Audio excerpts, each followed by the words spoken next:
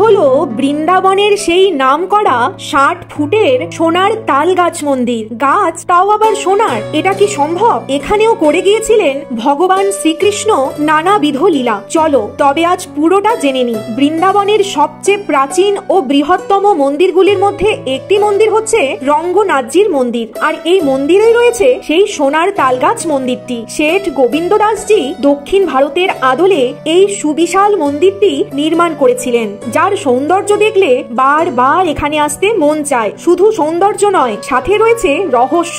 মন্দিরটিতে রয়েছে মোট 7টি বড় বড় প্রবেশদ্বার, আর প্রবেশদ্বারের মাথায় রয়েছে অসংখ্য সোনার তৈরি কলস। পরপর 2টি প্রবেশদ্বার পেরিয়েই দেখতে পেয়ে যাবে বৃন্দাবনের সেই সোনার তাল গাছ। গাছ নয়, এটি একটি স্তম্ভ। তার পাশেই রয়েছে ইন্দ্রাসন, যেখানে রোজ চাল কলা ভোগ লাগিয়ে পুজো দেওয়া হয়। আর এই স্তম্ভের ভেতরে রয়েছে চন্দন কাঠ, ওপরে পেতলের প্লেট, সোনার প্রলেপ দেওয়া, আর একেবারে ওপরে রয়েছে সোনা, তাও আবার 500 কিলো। রাধে রাধে।